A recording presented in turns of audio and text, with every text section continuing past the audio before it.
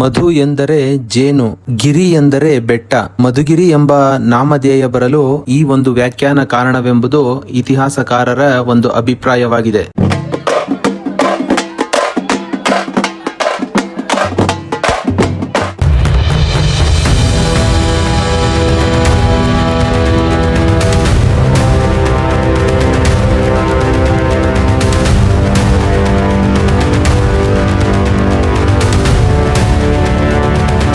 ಆಕಾಶದೆತ್ತರಕ್ಕೆ ಹಬ್ಬಿಕೊಂಡಿರುವ ಈ ಬಂಡೆಯು ಏಷ್ಯಾ ಖಂಡದ ಎರಡನೇ ಅತಿ ದೊಡ್ಡ ಏಕಶಿಲಾ ಬೆಟ್ಟವೆಂಬ ಖ್ಯಾತಿಗೆ ಪ್ರಸಿದ್ಧಿಯಾಗಿದೆ.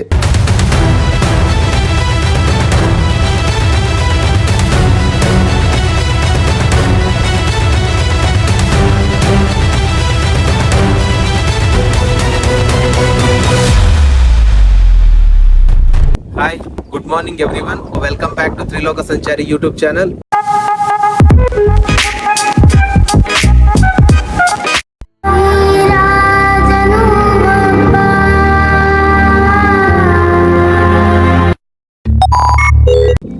ಬೆಟ್ಟ ತುಂಬಾ ಸೂಪರ್ ಆಗೈತಿ ನೋಡಕ, ಆದ್ರೆ ಹತ್ತಕ್ಕಲ್ಲ. ಏಷ್ಯಾ ಖಂಡದ ಏಕಶಿಲಾ ಬೆಟ್ಟ ಅಂತ ಫೇಮಸ್ ಆಗಿರುವಂತಹ ಮಧುಗಿರಿ ಏಕಶಿಲಾ ಬೆಟ್ಟಕ್ಕೆ ಬಂದೇವಿ. ನಾನು ಸೆಕೆಂಡ್ ಟೈಮ್ ಬಂದಿರೋದ್ರಿಂದ ಹೇಳ್ತಾ ಇದ್ದೀನಿ. ಇಲ್ಲಿ ತುಂಬಾ ರಿಸ್ಕಿ ಸ್ಪಾಟ್ಗಳದಾವು, ಸೊ ಅಲ್ಲಿ ನಡ್ಕೊಂಡು ಹೋಗೋದು ತುಂಬಾ ಕಷ್ಟ. ಅಲ್ಲಿ ಧೈರ್ಯ ಇದ್ರೆ ಮಾತ್ರ ಬರ್ಬೇಕು. ನಮಗ್ ಧೈರ್ಯ ಐತಿ ಅಂತ ನಾವ್ ಹೇಳ್ತಾ ಇಲ್ಲ, ಬಟ್ ನಮ್ಗಿನ ಸಣ್ಣ ಮಕ್ಳು ಹತ್ತಿ ಇಳಿದಿದಾರ. ಎಲ್ಲದಕ್ಕಿಂತ ಹೆಚ್ಚಾಗಿ ನಾಯಿಗಳು ಬಹಳ ಈಸಿ ಆಗತ್ತಿದ್ವು, ಬಹಳ ಈಸಿಯಾಗಿ ಇಳಿದ್ವು. ಇವಳು ಕೂಡ ನೋಡಿದಾಳ, ಅದನ್ನ ನೋಡಿದ್ವ ನೀನು? ಕೈಕಾಲು ನಡ್ಗ ಅಂತ ಟೈಮಲ್ಲಿ ನಾಯಿಗಳು ಬಹಳ ಈಸಿಯಾಗಿ ಬೆಟ್ಟನ ಹತ್ತಿ ನಮ್ಗ ಒಂದ್ ನಮೂನಿ ಅಜೀಬ್ ಮಾಡ್ಬಿಟ್ಟಾವು. ಮಧುಗಿರಿ ಬೆಟ್ಟದ ಐತಿಹಾಸಿಕ ಹಿನ್ನೆಲೆಯನ್ನು ನೋಡುವುದಾದರೆ, ಮೈಸೂರು ಒಡೆಯರು ಹೈದರಾಲಿ, ಟಿಪ್ಪು ಸುಲ್ತಾನ್ ಹಾಗೂ ಬ್ರಿಟಿಷರ ಆಳ್ವಿಕೆಗೆ ಒಳಪಟ್ಟಿದ್ದ ಈ ಮಧುಗಿರಿ ಏಕಶಿಲಾ ಬೆಟ್ಟವು ಕೇವಲ ಐತಿಹಾಸಿಕ ಹಿನ್ನೆಲೆಯನ್ನು ಮಾತ್ರ ಹೊಂದಿರದೆ ಏಷ್ಯಾದ ಎರಡನೇ ಅತಿ ದೊಡ್ಡ ಏಕಶಿಲಾ ಬೆಟ್ಟ ಎಂಬ ಖ್ಯಾತಿಗೂ ಕೂಡ ಪಾತ್ರವಾಗಿದೆ. ಆನೆಯ ಮೇಲೆ ಅಂಬಾರಿ ಹೇಗೆ ಭೂಷಣವೋ ಹಾಗೆ ಬೆಟ್ಟದ ಮೇಲೆ ಕೋಟೆಯೊಂದಿದೆ. 17ನೇ ಶತಮಾನದಲ್ಲಿ ಈ ಕೋಟೆಯ ಮೇಲೆ ವೈರಿಗಳನ್ನು, ರಾಜದ್ರೋಹಿಗಳನ್ನು, ರಾಜಾಜ್ಞೆಯನ್ನು ಪಾಲಿಸದೇ ಇರುವವರನ್ನು ಬಂಧಿಸಿಡಲಾಗುತ್ತಿತ್ತು. ಅಷ್ಟೇ ಅಲ್ಲದೆ ರಾಜ್ಯ ಸುಗಮವಾಗಿ ನಡೆಯಲು ಬೇಕಾಗಿರುವಂತಹ ದಾಖಲಾತಿಗಳು ಹಾಗೂ ವಜ್ರ ವೈಡೂರ್ಯಗಳನ್ನು ಸಹ ಈ ಕೋಟೆಯ ಮೇಲ್ಗಡೆ ಸಂಗ್ರಹಿಸಿಡ ಲಾಗುತ್ತಿತ್ತು ಎಂಬುದು ಕಂಡುಬರುತ್ತದೆ. ಒಂದು ವೇಳೆ ಗ್ರಾಮಸ್ಥರ ಮೇಲೆ ಅಥವಾ ರಾಜ್ಯದ ವ್ಯಾಪ್ತಿಗೊಳಪಡುವ ಪ್ರಜೆಗಳ ಮೇಲೆ ದಾಳಿಯುಂಟಾದಾಗ ಕೋಟೆಯಲ್ಲಿ ರಕ್ಷಣೆಯನ್ನು ನೀಡಲಾಗುತ್ತಿತ್ತು ಮತ್ತು ದವಸ ಧಾನ್ಯಗಳನ್ನು ಸಂಗ್ರಹಿಸಿ ಅವರು ಸುಗಮ ಜೀವನವನ್ನು ನಡೆಸುವ ರೀತಿಯಲ್ಲಿ ಕೋಟೆಯನ್ನು ನಿರ್ಮಾಣ ಮಾಡಲಾಗಿತ್ತು ಎಂಬುದು ಇಲ್ಲಿ ನಾವು ನೋಡಬಹುದಾಗಿದೆ.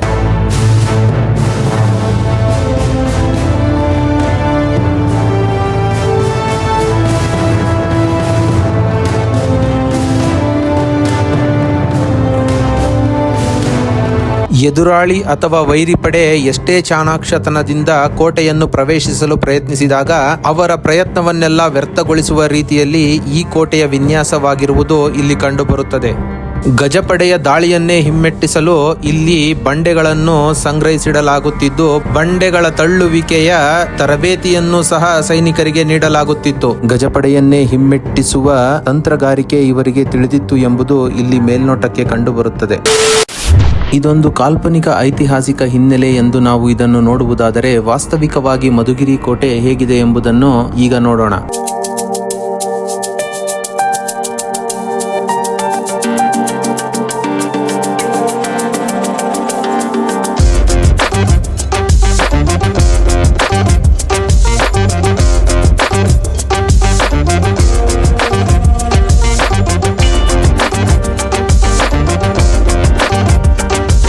ಮೋಸ್ಟ್ ಡೇಂಜರಸ್ ಟ್ರಕ್ ಸ್ಟಾರ್ಟ್ ಆಗೋದು ಇಲ್ಲಿಂದ. ಈಗ ಕಂಬಿ ಹಾಕಿದ್ರು ಅಲ್ಲಿ ಸ್ಲೋಪ್ ಹೆಂಗೈತೆ ನೋಡ್ರಿ.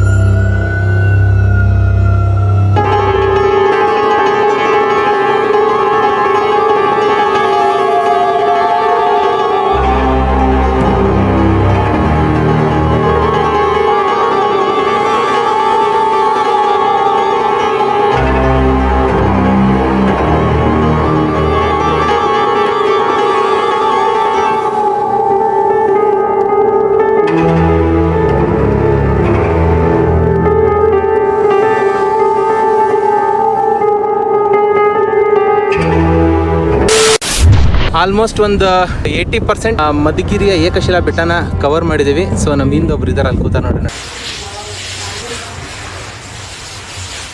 ಕರ್ನಾಟಕದ ಕನ್ನಡಿಗರಿಗೆ ನಮಸ್ಕಾರಗಳು. ಇವರು ನೀವು ನೋಡಿರ್ಬೋದು, ನಮ್ಮ ಪ್ರಯಾಗ್ರಾಜ್ ಟ್ರಿಪ್ ಅಲ್ಲಿ 15 ದಿನ 5,000 ಕಿಲೋಮೀಟರ್ಗಳನ್ನ ನಮ್ಮ ಜೊತೆ ಯಶಸ್ವಿಯಾಗಿ ಪೂರೈಸಿ ಕಲಾವಿದರು ಅವ್ರು ಇಲ್ಲಿ ಹಿಂದೆ ಕುಂತಿರೋರು ಈಗ ಪ್ರೊಫೆಸರ್ ಆಗಿ ತಮ್ಮ ವೃತ್ತಿ ನಿರ್ವಹಿಸ್ತಾ ಇದ್ದಾರೆ ತುಮಕೂರಲ್ಲಿ.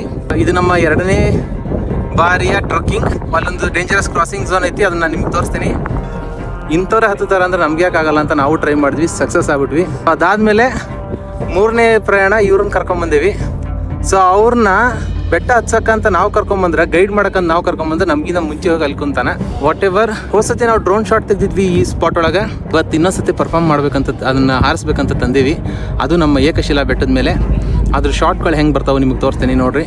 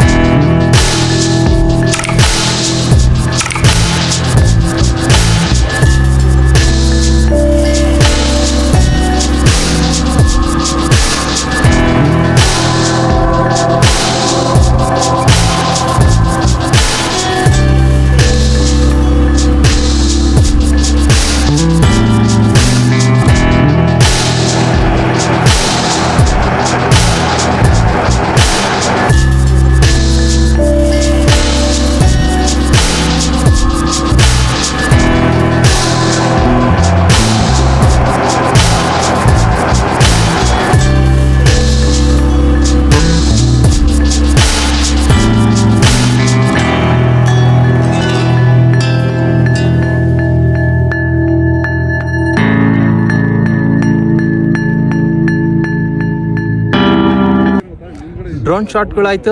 ಮುಂದೆ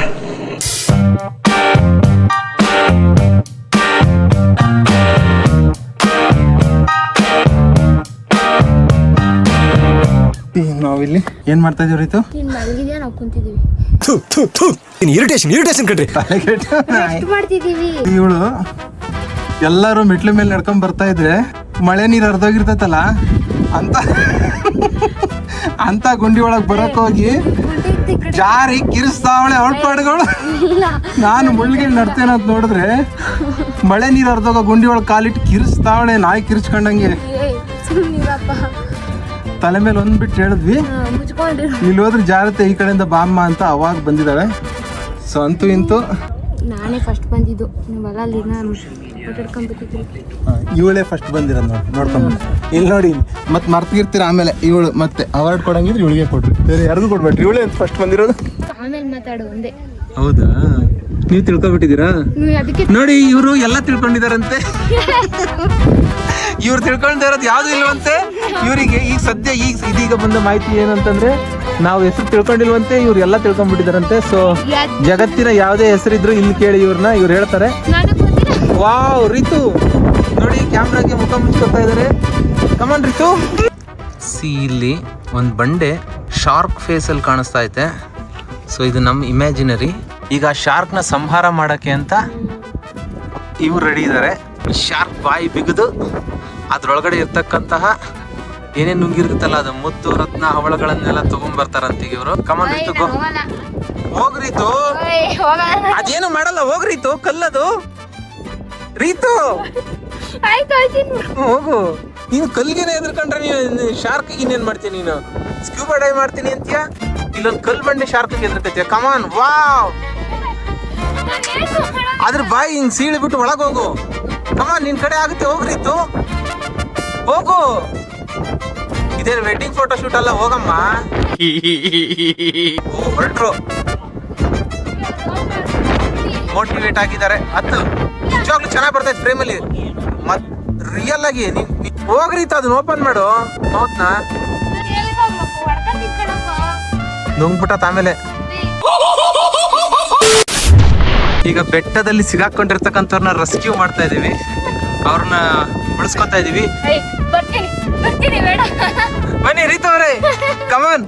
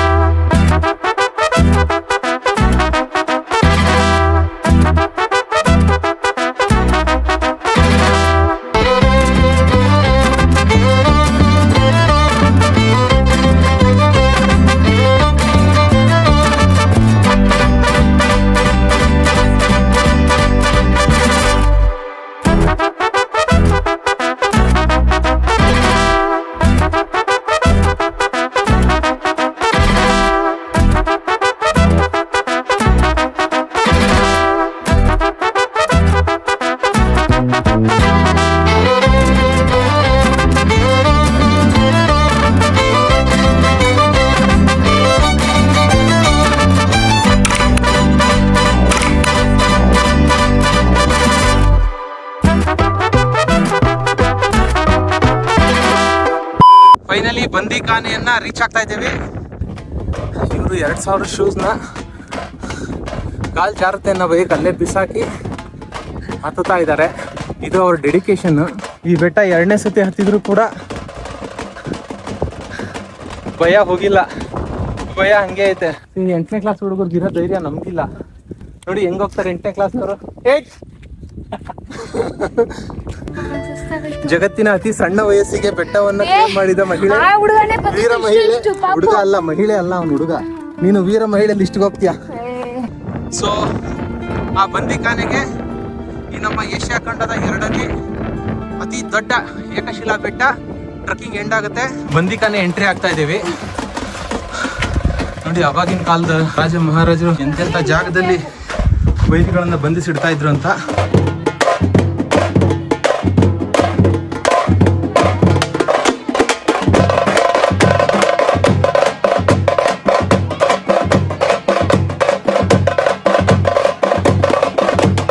ಈಗ ಬಂದಿಖಾನೆ ಒಳಗಡೆ ಎಂಟ್ರಿ ಆಗ್ತಾ ಇದ್ದೀವಿ.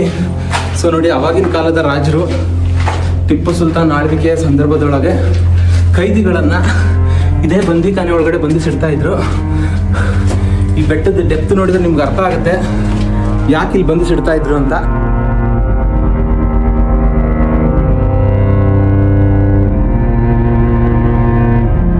ಟಿಪ್ಪು ಸುಲ್ತಾನ್ ಕಾಲದ ಬಂದಿಖಾನೆ.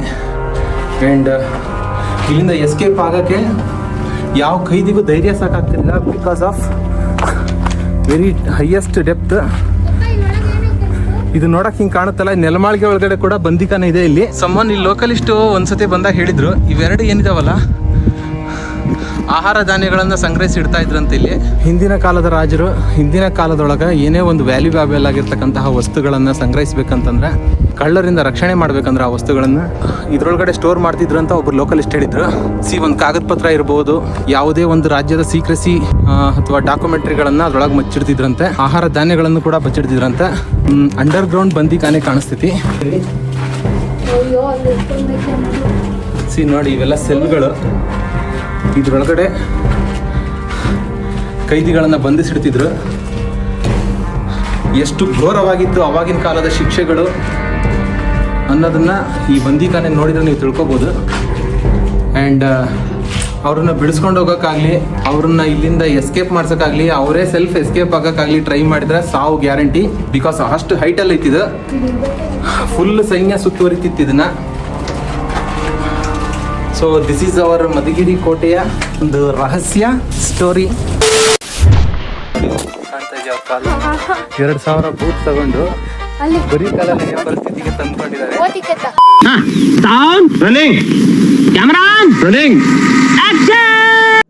ನಾವೀಗ ಎಲ್ಲಿದ್ದೀವಿ ಅಂದ್ರೆ ಸಮುದ್ರ ಮಟ್ಟದಿಂದ 3479 ಫೀಟ್ ಹೈಟ್ ಅಲ್ಲಿ ಇದೀವಿ. ಹೈದರ್ ಅಲಿಯ ಭದ್ರ ಕೋಟೆ, ಐ ಮೀನ್ ಕೈದಿಗಳನ್ನ ಬಂಧನ ಮಾಡಿ ಅವರಿಗೆ ಯಾವುದೇ ಕಡೆಯಿಂದ ಎಸ್ಕೇಪ್ ಆಗಕ್ಕೆ ಸಾಧ್ಯ ಆಗಿರತಕ್ಕಂತಹ ದಿಗ್ಬಂಧನ ಹಾಕಿ ಇಲ್ಲಿ ಗೌಪ್ಯವಾಗಿ ಬಚ್ಚಿಡ್ತಕ್ಕಂತಹ ಕೋಟೆ ಮೇಲಿದ್ದೀವಿ. ಹೋಗ್ಬೇಕು ಅಂತಂದ್ರೆ ಅಷ್ಟೊಂದು ಸೇಫ್ಟಿ ಮೆಜರ್ಸ್ ಏನೂ ಇಲ್ಲ, ತುಂಬ ಡೇಂಜರಸ್ ಆಫ್ ದ ಟ್ರಕ್ಕಿಂಗ್ ಇದು. ಅಟ್ಲೀಸ್ಟ್ ಮೆಟ್ಲಾದ್ರೂ ಇರುತ್ತೆ, ಮೇಲ್ ಬಂದಂಗೆ ಮೆಟ್ಲು ಕೂಡ ಇಲ್ಲ. ಸೊ ಅದನ್ನ ಕೂಡ ಕ್ಲೇಮ್ ಮಾಡಿಕೊಂಡು ಸುಮಾರು ಜನ ಬಂದು ಹೋಗ್ತಾ ಇದ್ದಾರೆ. ಫಸ್ಟು ಇದಕ್ಕೆ ಯಾರೂ ಬರ್ತಾ ಇರಲಿಲ್ಲ, ನಾವು ತುಂಬ ಜನ ಬರ್ತಾ ಇದ್ದಾರೆ. ಆಲ್ಮೋಸ್ಟ್ ಇವತ್ತು ಬೆಳಗ್ಗೆ ಒಂದು ವಾರಕ್ಕೆ ಏನಿಲ್ಲ ಎಲ್ಲ ಕೌಂಟಿಂಗ್ ತೆಗೆದ್ರು 50 ಜನ ಬರ್ತಿರಲಿಲ್ಲ. ಅಂಥದ್ದು ಬರೀ ಬೆಳಗ್ಗೆ 7 ಗಂಟೆ 8 ಗಂಟೆ ಒಳಗಡೆ 56 ಜನದ ಎಂಟ್ರಿ ಆಗಿತ್ತು ಆಲ್ರೆಡಿ. ಸೊ ಅದು 56 ಜನದ ಆಧಾರ್ ಕಾರ್ಡ್ ಎಂಟ್ರಿ ಆಗಿತ್ತು. ಒಂದು ಆಧಾರ್ ಕಾರ್ಡಿಗೆ ಒಂದು ಗ್ರೂಪ್ ಫುಲ್ ಬರ್ಬೋದು, ಒಂದು ಆಧಾರ್ ಕಾರ್ಡಲ್ಲಿ 30-40 ಜನ ಇದ್ರೂ ಬರ್ಬೋದು. ಆ್ಯಂಡ್ ಇನ್ನೊಂದು ಏನು ಹೇಳ್ಬೇಕಂತಂದ್ರೆ, ಮಳೆ ಬಂದಂಥ ಸಂದರ್ಭದಲ್ಲಿ ಇದನ್ನು ಹಿಡಿಯೋದಾಗಲಿ ಹತ್ತೋದಾಗಲಿ ವೆರಿ ಡೇಂಜರಸ್. ಇದು ಎರಡನೇ ಟೈಪ್ ಹತ್ತುತ್ತಾ ಇದ್ರು ಕೂಡ ಭಯ ಆಯಿತು. ನಾವು ಒಂದು ಸತಿ 2 ಸತಿ ಬರೋಕ್ಕೆ ಇಲ್ಲಿ ಹೆದರ್ತೀವಿ. Every day shift and night shift ಇಲ್ಲಿ ಆವಾಗಿನ ಕಾಲದ ಸೈನಿಕರು ಕೆಲಸ ಮಾಡ್ತಾಯಿದ್ರು. ಸೊ ಅವರು ಯಾವ ಥರ ಕೆಲಸ ಮಾಡ್ತಿರ್ಬೇಡ. ಆ್ಯಂಡ್ ಇಲ್ಲಿಗೆ ಆಹಾರ ಧಾನ್ಯಗಳನ್ನು ಸಹ ಪೂರೈಕೆ ಮಾಡ್ತಿದ್ರು ಮೇಲ್ಗಡೆ. ಆಗಿನ ಕಾಲದ ಜನಗಳು ಆಹಾರ ಧಾನ್ಯಗಳನ್ನೆಲ್ಲ ಇಲ್ಲಿ ಪೂರೈಕೆ ಮಾಡ್ತಿದ್ರು. ಬಟ್ ಇವಾಗ ಇಷ್ಟೊಂದು ಟೆಕ್ನಾಲಜಿ ಇದ್ರು ಕೂಡ ಕುಡಿಯೋಕೆ ಒಂದು ನೀರಿಲ್ಲ ಇಲ್ಲಿ ಮೇಲೆ. ಇನ್ನೇ ನಮಗೆ ಭಾರ ಆಗ್ತಾವೆ ಮೇಲೆ ಬಂದಂಗೆ ಅಷ್ಟು ಭಯ ಆಗ್ತೈತಿ. ತಗೊಳಕ್ಕೆ ರೆಡಿ ಇರೋರು ತಗೋಬೋದು. ನಮ್ಮ ಸಾಗರ್ ಅವರು ಎಲ್ಲಿ ಹೇಳ್ತಾರ ಅಲ್ಲಿ ಯೂಟರ್ನ್ ತಗೊಳಕ್ಕೆ ರೆಡಿ ಇದ್ರು. ಏನೇನೋ ಮಾಡಿ ಇಲ್ಲಿವರೆಗೂ ಕರ್ಕೊಂಬಂದು ನಿಲ್ಸೇವಿ. ಈಗ ಅವ್ರ ತಲೆಯಲ್ಲಿ ಕಾಡ್ತಾ ಇರೋ ಒಂದೇ ಒಂದು ಪ್ರಶ್ನೆ ಅಂದರೆ ಇಳಿಯೋದು ಹೆಂಗೆ ಅಂತ. This is our Saturday and Sunday weekend achievement. ಇವಳು ಫ್ರೇಮಲ್ಲಿ ಬರ್ತಾ ಇಲ್ಲ, ಹಿಂದಕ್ಕೆ ಹೋಗಿ ಅಂತಾನೆ ಇದ್ದಾಳೆ. ಇನ್ನೊಂದು 2 ಸ್ಟೆಪ್ ಹಿಂದಕ್ಕೆ ಹೋಗ್ಬಿಟ್ರೆ ನಾನು ಪೂರ್ತಿ ಕೆಳಗೆ ಹೋಗ್ಬಿಡ್ತೀನಿ. ಈ ಬಂಡೆ ಹತ್ತಕ್ಕೆ ಜನಗಳಿಗೆ ಮೋಟಿವೇಶನ್ ಏನಪ್ಪ ಅಂದರೆ only Instagram and high quality ಕ್ಯಾಮ್ರಾಗಳು. ಅಷ್ಟು ಬಿಟ್ಟರೆ ಬೇರೆ ಏನು ಮೋಟಿವೇಶನ್ ಇಲ್ಲ ಅನ್ಕೊತೀನಿ.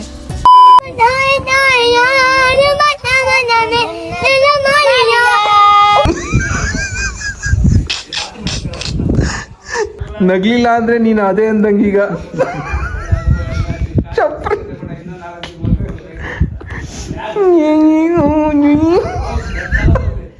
ಯಾರು ನಗಲ್ವಾ ಅವ್ರು ಚಪ್ರಿ. ನಿಮ್ಗೆ ಇಲ್ಲೊಂದು ಟಾಪ್ ಸೀಕ್ರೆಟ್ ಹೇಳ್ತೀನಿ. ಆವಾಗಿನ ಕಾಲದ ರಾಜರು, ಆವಾಗಿನ ಕಾಲದ ಸೈನಿಕರು ಮೇಲೆ ಬಂಧಿಸಿರ್ತಕ್ಕಂತಹ ಕೈದಿಗಳನ್ನು ಸೇಫ್ ಮಾಡೋಕ್ಕೆ, ಆಮೇಲೆ ಯಾರಾದರೂ ಅಟ್ಯಾಕ್ ಮಾಡ್ತಾರೆ ಅನ್ನೋ ಮುಂದಾಲೋಚನೆಯಿಂದ ಇಲ್ಲಿ ಏನು ಡಿಸಿಷನ್ ತೊಗೊತಾ ಇದ್ರು ಅಂದರೆ, ಈಗ ನನ್ನ ಸುತ್ತ ಏನು ಬಂಡೆ ಕಲ್ಲುಗಳು ಕಾಣ್ತಾವಲ್ಲ ಇಲ್ಲಿ ನಿಮಗೆ ನೋಡಿ, ಇಲ್ಲಿ ಕಾಣಿಸ್ತಾ ಇದ್ದಾವೆ, ಅಲ್ಲೊಂದು ಕಾಣಿಸ್ತಾ ಇದೆ. ಆ ಥರ ಇಲ್ಲಿ ಸುಮಾರಷ್ಟು ಬಂಡೆ ಕಲ್ಲುಗಳಿದ್ದಾವೆ. ಆ ಬಂಡೆ ಕಲ್ಲುಗಳು ಒಂದು ಆ ಕಡೆಯಿಂದ ಫೈರಿಂಗ್ ಬಂದಾಗ ಶೆಲ್ಟರ್ ತಗೋಬಹುದು. ಎರಡನೇದು ಕೆಲವೊಂದು ಬಂಡೆ ಕಲ್ಲನ್ನ ಉಳ್ಬಿಡ್ಬೋದು. ಯಾರಾದ್ರೂ ಹತ್ತಿದ್ದಾರೆ ಅಂತ ಗೊತ್ತಾದ್ರ ಅವನ್ನ ಉಳ್ಬಿಟ್ಬಿಟ್ರೆ ಅದು ಬರೋ ಫೋರ್ಸ್ಗಲ್ಲ, ಇವೇನು ಪೊಸಿಷನ್ ತಗೊಂಡು ನಿಂತಿದಾವಲ್ಲ ಈ ಬಂಡೆ ಕಲ್ಲುಗಳು, ಇದಿರ್ಬೋದು ಇವೆಲ್ಲ. ಸೊ ಇದಿರೋ ಪೊಸಿಷನ್ ನೋಡಿದ್ರೆ ಅವ್ರು ಹೆದರ್ತಿದ್ರು. ಉಳ್ ಬಂದು ನಮ್ಮ ಮೇಲೆ ಬೀಳಿದ್ರೆ ಎಲ್ಲ ಸತ್ತೋಗ್ತೀವಿ ಅನ್ನೋ ಭಯ ಇರ್ತಿತ್ತು. ಎಂಥ ಒಂದು ಆನೆ ಕೂಡ ಹೆದರ್ತಿತ್ತು. ಸೊ ಆ ಒಂದು ಉದ್ದೇಶದಿಂದ ಈ ಬಂಡೆ ಕಲ್ಲುಗಳನ್ನು ರೆಡಿ ಪೊಸಿಷನಲ್ಲಿ ಇಡ್ತಿದ್ರು ಅವರು. ಯಾರಾದರೂ ಅಟ್ಯಾಕ್ ಮಾಡೋ ಅಂಥ ಸಂದರ್ಭದಲ್ಲಿ ಉಳ್ಳು ಬಿಡ್ಬೋದು ಅನ್ನೋ ಒಂದು ಕಾನ್ಸೆಪ್ಟ್ ಮೇಲೆ ಅವನ್ನೆಲ್ಲ ಇಲ್ಲಿ ರೆಡಿ ಪೊಸಿಷನಲ್ಲಿ ಇಡ್ತಿದ್ರು. ಸೊ ನಿಜಕ್ಕೂ ಅವಾಗಿನವರು ಯಾವುದೇ ಟೆಕ್ನಾಲಜಿ ಬಳಸದೇ ಇದ್ರೂ ಕೂಡ ಬುದ್ಧಿವಂತಿಕೆನ ಬಳಸಿ ಯಾವ ಥರ ತಮ್ಮನ್ನು ತಾವು ಪ್ರೊಟೆಕ್ಟ್ ಮಾಡ್ಕೊತಿದ್ರು, ಯಾವ ಥರ ತಮ್ಮ ಉದ್ದೇಶವನ್ನು ಈಡೇರಿಸ್ಕೊಳ್ತಿದ್ರು ಅನ್ನೋದನ್ನು ಈ ಮಧುಗಿರಿ ಬೆಟ್ಟಕ್ಕೆ ಬಂದರೆ ನೀವು ನೋಡ್ಬೋದು. ಸೊ ಮೋಸ್ಟ್ ಆಫ್ ಜನಕ್ಕೆ ಗೊತ್ತಿಲ್ಲ ಇಲ್ಲಿ ಯಾಕೆ ಬಂಡೆ ಕಲ್ಲುಗಳು ಈ ಥರ ಇದ್ದಾವೆ ಅಂತ. ಇವು ಒಂದು ರೀತಿಯಿಂದ ಸೇಫ್ಟಿ ಥರನೇ ಇದ್ವು ಒಂದು ಕಾಲದಲ್ಲಿ. ಅಂದರೆ ಹತ್ತಕ್ಕೆ ಅದಕ್ಕೆ ಗ್ರಿಪ್ಪೇಬಲ್ ಆಗಿ ಇದ್ದವು.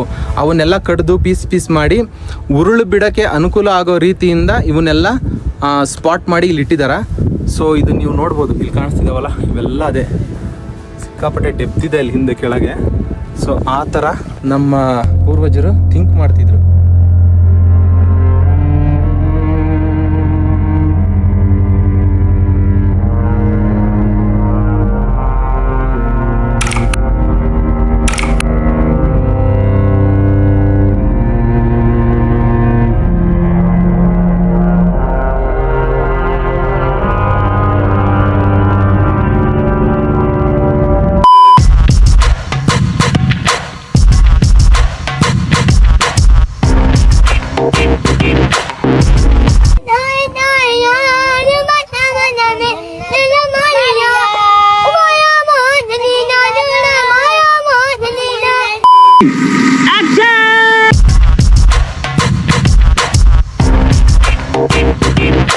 ಸ್ವಲ್ಪ ಡಿಫ್ರೆಂಟ್ ಆಗಿ ನಡ್ ತೋರ್ಸಯ್ಯ.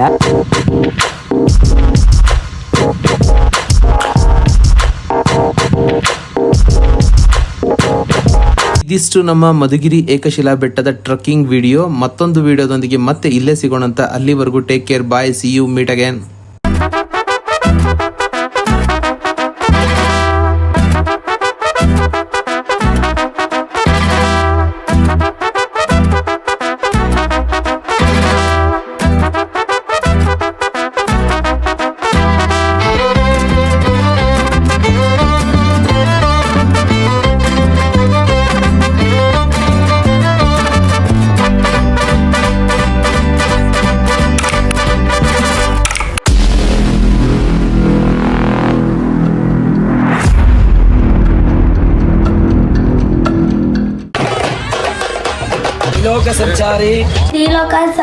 ತ್ರಿಲೋಕ ಸಂಚಾರಿ ಯೂಟ್ಯೂಬ್ ಚಾನಲ್ ಸಬ್ಸ್ಕ್ರೈಬ್ ಮಾಡಿ. ನಾನಂತ ನೋಡ್ತೀನಿ, ನೀವು ನೋಡಿ ಸಬ್ಸ್ಕ್ರೈಬ್ ಮಾಡಿ. ಸರಿ ಬಿಡು. ಬಲ